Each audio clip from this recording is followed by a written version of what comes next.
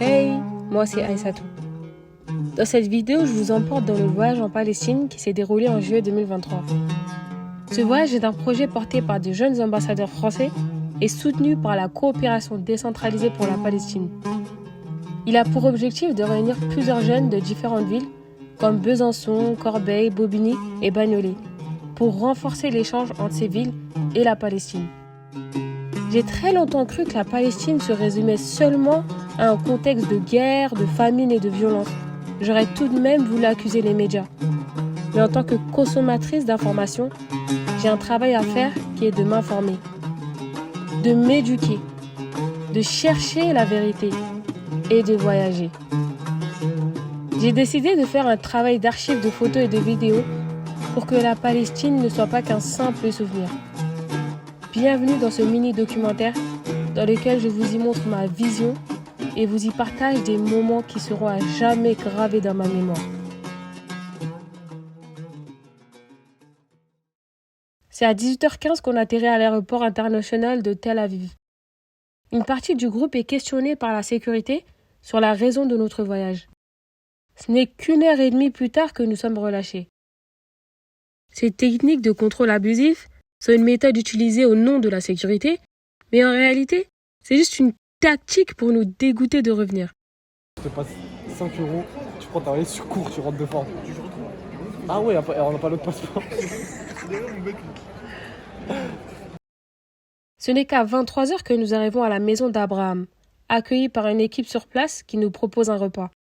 Concombres, tomates, houmous, un repas qui me rappelle beaucoup la nourriture méditerranéenne et qui est très consommé par les Palestiniens. Le soleil se lève sur Jérusalem, terre sainte pour la religion chrétienne, musulmane et juive. C'est à 6h45 que nous avons rendez-vous à la mosquée El-Aqsa dans le vieux quartier de Jérusalem. Lieu de prière pour les musulmans, mais surtout lieu stratégique pour la police israélienne qui contrôle une grosse partie de toutes les entrées de cette mosquée. Cette mosquée a une particularité pour les musulmans car c'était un lieu où le prophète Mohammed a fait son voyage nocturne de Mecca à El-Aqsa. C'est donc un lieu béni par Dieu, ce qui fait que de nombreux musulmans du monde s'y précipitent pour la visiter et y prier. Une autre particularité est qu'elle est entourée de murs. Et c'est sur l'un de ces murs qu'on y retrouve le mur des lamentations pour les Juifs.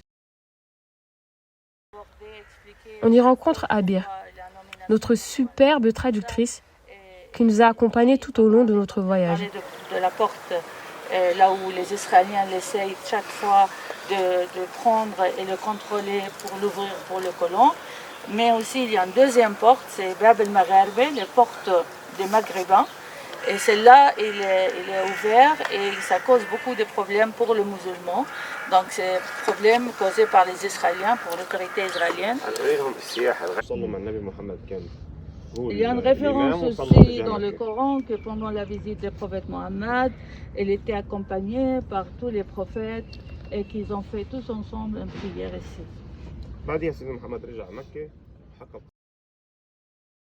On en profite pour entrer à l'intérieur de cette mosquée qui était anciennement le lieu de direction de prière des musulmans avant Mecca.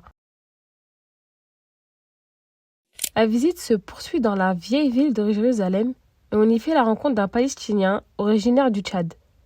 Ce quartier est habité par une communauté afro-palestinienne qui s'y est installée depuis maintenant plusieurs générations.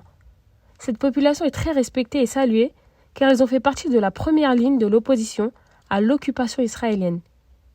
Il nous explique sa relation avec la Palestine et ses souhaits les plus profonds pour son pays. Une Palestine libre, non extrémiste et non raciste. Avec les Palestiniens, nous n'avons aucun problème. Si tu fais un tour maintenant dans le quartier, tu vois des blancs, noirs, blonds avec des yeux bleus. Nous sommes bien respectés par les Palestiniens parce que notre contribution sur la lutte nationale était très très active. Par exemple, la première fille palestinienne qui était amenée à la prison, c'est la sœur Fatma Barnaoui. Elle était condamnée à vie, mais elle est passée que les 11 ans parce qu'elle était malade. En 1968, moi et mon cousin, été condamnés, envoyés à la prison. On a passé 17 ans, on a été libérés dans une échange de prisonniers entre les Palestiniens et les Israéliens. On continue notre visite en direction du quartier de Silwan, à 15 minutes de la vieille ville de Jérusalem. Maisons en hauteur et quartier à majorité palestinien, tout y est fait pour que l'occupation des Israéliens soit encore plus forte. On y rejoint Koutaïba, qui nous fait la visite de ce quartier. C'est un point stratégique pour les forces israéliennes dû à sa géographie. Silwan fait face à un projet colonial qui est d'unifier Jérusalem et donc de vider les populations palestiniennes. Tout est une question de manipulation historique et géographique.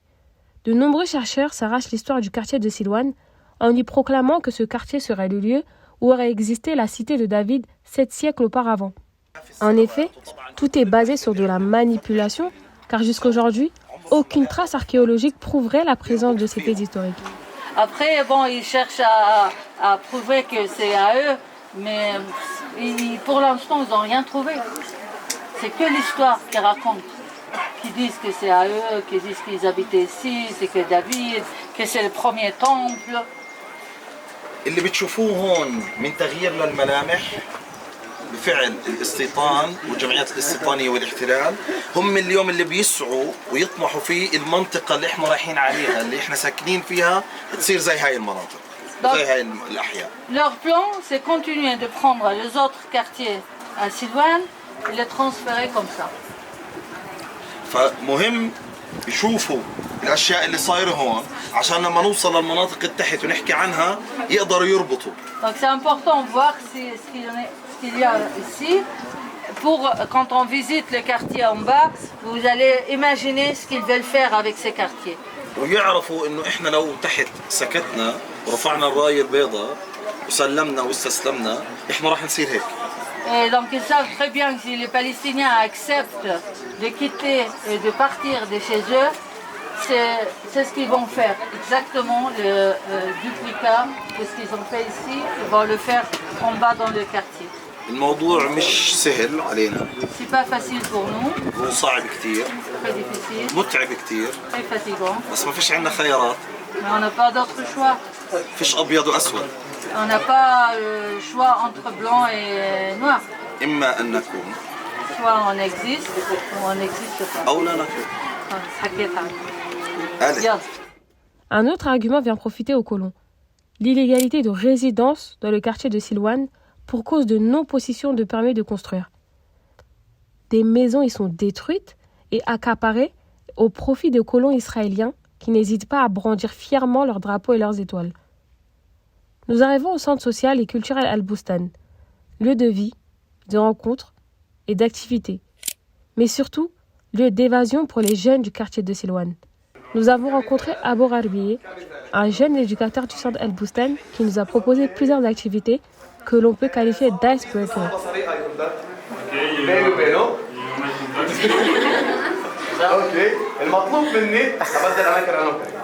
Ok, du coup, si on a contact, vous échangez de place. Ah, je vais changer beaucoup de place, moi. فيش مشكلة. اوكي. سالهم شو اللي شغلة تصور في اخر؟ Il y a une Palestinienne, elle m'a dit j'ai une dégaine de footballeur. Et tu l'as cru. Et tu l'as cru. Peut-être une dégaine, mais pas le corps qui Tu l'as cru. Notre troisième journée se débute par une descente de la maison d'Abraham au quartier de Silwan. Aujourd'hui, c'est la fête. Et c'est l'occasion pour nous de découvrir la culture palestinienne. Danse, cuisine et musique. Une journée riche en découvertes.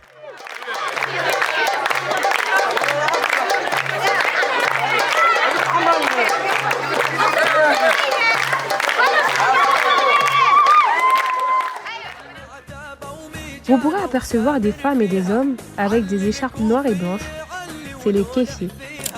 Le kéfier est très porté par les Palestiniens car elle représente un signe de résistance.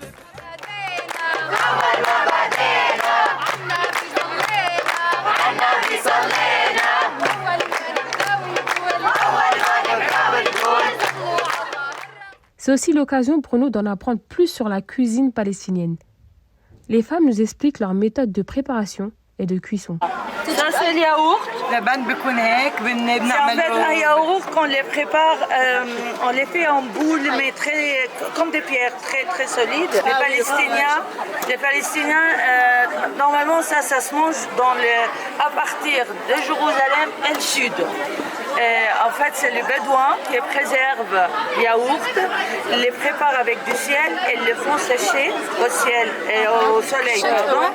Et ça devient, donc ça se préserve toute l'année. Et le sel, le fait de mettre du sel avec, ça le préserve. Toute la journée se poursuit avec la fête. Une danse particulière nous tape à l'œil. C'est une danse que les hommes font et qui se fait particulièrement avec les mains.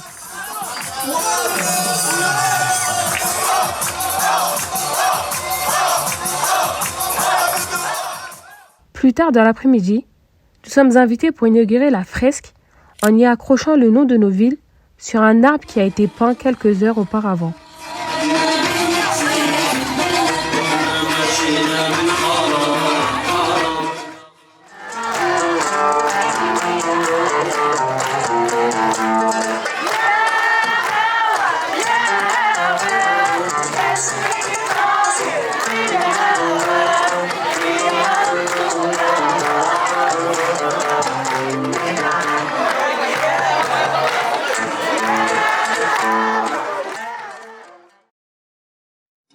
Notre 4e journée se débute et on se rend en direction du centre culturel Ibn Dara, qui se situe à Déché et qui est maintenant devenu un camp de réfugiés. C'est une ville entourée de murs et contrôlée par des checkpoints à toutes les entrées. Ibn Dara signifie créativité et c'est en s'y rendant que j'ai très vite compris la raison du choix de ce nom. C'est un centre qui accueille de nombreux enfants tout au long de l'année pour leur permettre de développer leur création artistique et leur leadership. Nous sommes accueillis par différents intervenants du centre qui nous expliquent leurs actions mises en place et l'histoire de ce centre. Donc l'idée à l'époque, elle a fait un peu un bruit. Pourquoi? Parce que déjà, côté palestinien, les enfants à l'époque, ils ne voyageaient pas. Donc c'était juste quelques années après Oslo. Très difficile à quitter le pays. Tout est contrôlé par les autorités israéliennes. Mais aussi à l'échelle internationale, c'était aussi un peu différent. Pourquoi? Parce que l'image qui dans les têtes dans les têtes des gens sur les enfants palestiniens, c'est des danseurs de pierre, et non pas des danseurs ou des enfants qui peuvent s'intéresser à la musique, à la culture. En pause du midi, nous avons eu comme repas des oignons confits et du poulet. Comment vous dire qu'en quelques secondes, j'ai cru m'être transporté au Sénégal au retour d'un plat de jassa. L'après-midi se poursuit dans le centre où tous les jeunes y ont mis l'ambiance et c'est encore une fois un moment de partage culturel.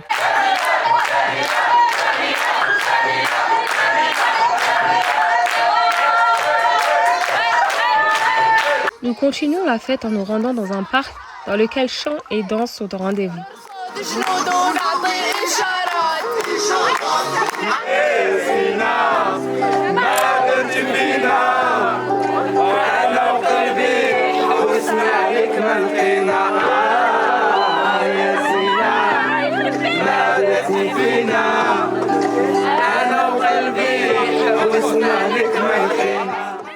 La dernière visite de la journée se poursuit au mur de Bethléem.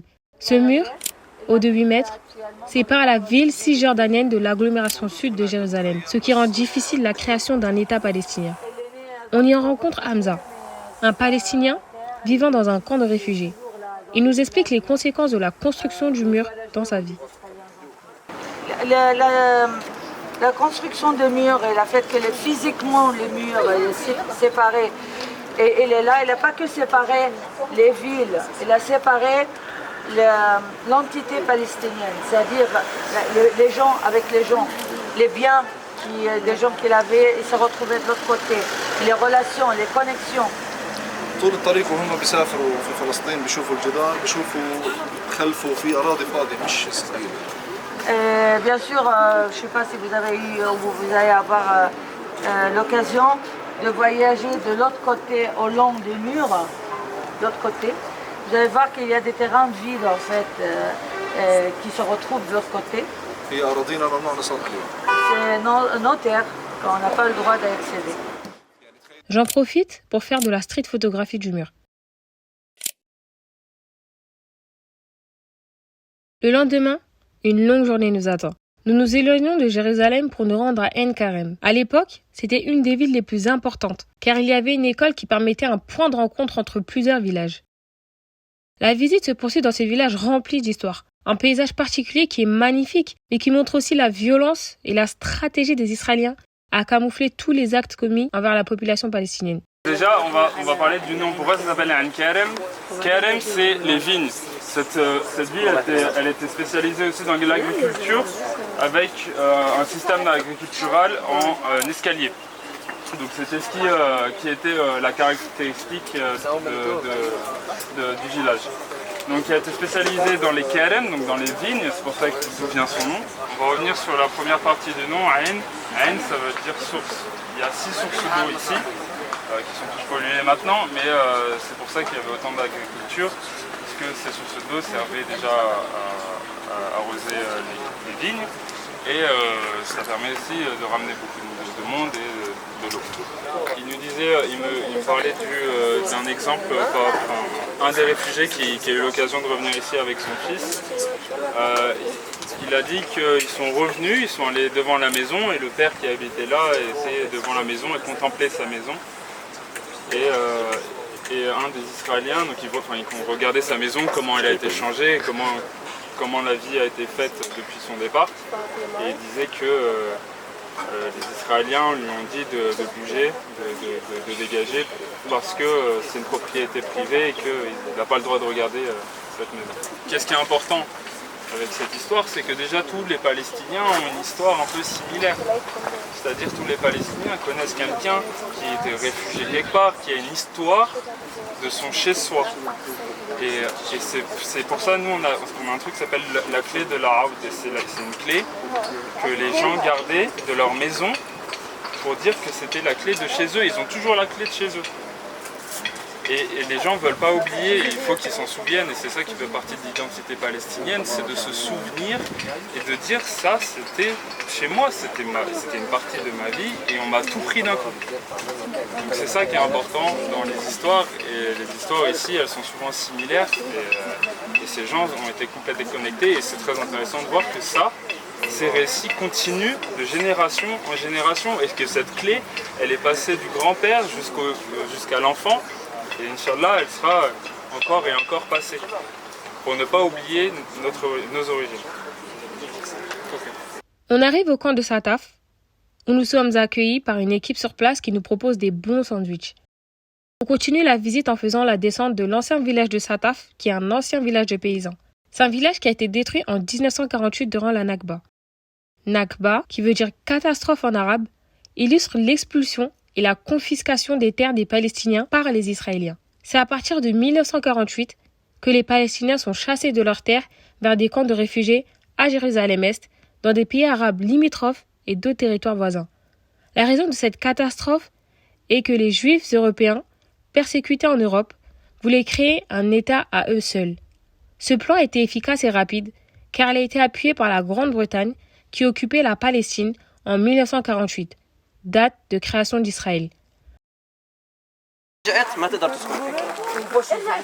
Ici, là, on n'est pas comme dans le village de Ein Karem, qui est un grand village, on est dans un village paysan, c'est-à-dire avec une maison et des gens autour. Donc là, vous voyez, on était là tout en haut, et tout ça, c'est un champ, donc en escalier, qui monte jusqu'en haut. En fait, et là, vous voyez les couches sont empilés les uns. Donc ça permet en fait d'avoir des zones plates où on peut faire pousser. Les maisons, donc en 48, quand ils voyaient que les maisons étaient vides, ils les vidaient. Comment ils faisaient pour les détruire et pour empêcher les Palestiniens de revenir sur place? Ils mettaient juste une bombe sur le toit pour que le toit s'écroule et puis ils le laissaient comme ça. Et après, il nous a dit tous ces arbres, ils plantaient des arbres un peu partout, comme ça de loin on voit pas les preuves en fait, et tout ça c'est caché, tu vois. Et là On a l'impression que c'est des vieux bâtiments qui sont plus habités alors que c'était il n'y a pas si longtemps, c'était il y a 70 ans. Et il y a toujours quelqu'un, cette maison appartient toujours à quelqu'un qui est sûrement en Syrie, au Liban. Ces gens qui étaient là se font éjecter et partent en fait, et ils partent loin. De retour au camp, nous nous mettons en action pour mettre en place les tentes. Cette soirée continue dans l'ambiance autant palestinienne que française.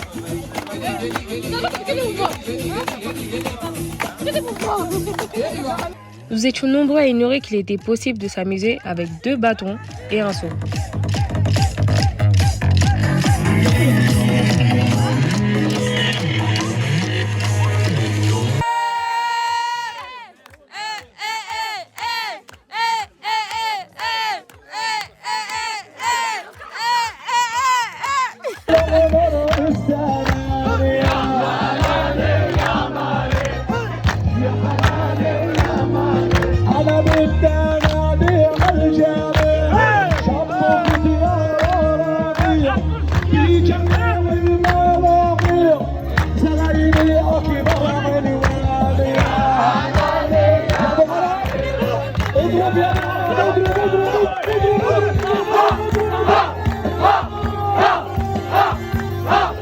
La soirée fut longue, mais la nuit courte, car le réveil s'est fait avec des pistolets à eau et sous la chaleur. J'oublierai jamais. Je vous passe la journée et vous montre notre retour à la maison d'Abraham. Abir nous parle de l'université Al-Quds, qui est une université palestinienne. Il y a 2 problématiques par rapport à cette université. Déjà, le nom. Israël refuse d'admettre qu'il y a une université qui s'appelle Al-Quds, parce qu'ils disent qu'il n'y a qu'une seule université de Jérusalem, c'est l'université hébraïque.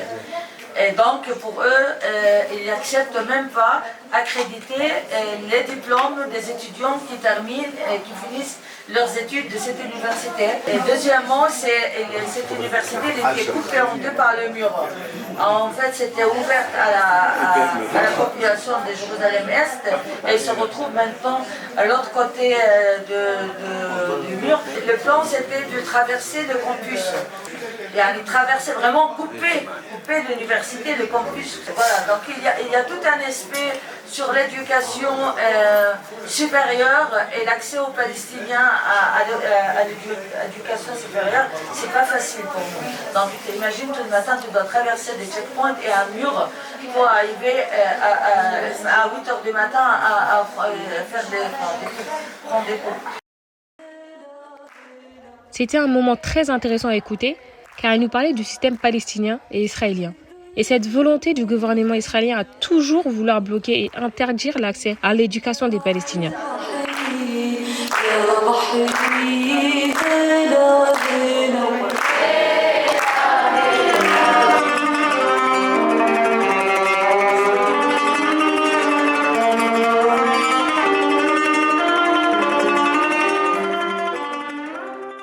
On en a profité pour visiter le musée Abou Djihad, qui est un musée qui met la lumière sur tous les martyrs palestiniens et qui met en image toutes les atrocités qu'ils ont pu vivre.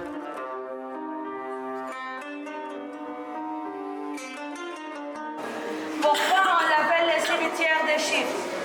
S'il y a un prisonnier palestinien qui a reçu une peine de 40 ans, au bout de 20 ans, il est mort en prison, il faut qu'il continue ses 20 ans. Il ne les donne pas à sa famille pour l'enterrer, il le garde dans ce cimetière des chiffres pendant encore 20 ans. On l'appelle la peine après la mort. Il a passé la peine la plus longue dans les prisons jusqu'à aujourd'hui, 40 ans. Il vient d'être libéré en janvier cette année. Maintenant, on a un deuxième, après Karim qui s'est libéré. Il a entré dans les prisons en 83 et il est sorti en janvier 2023.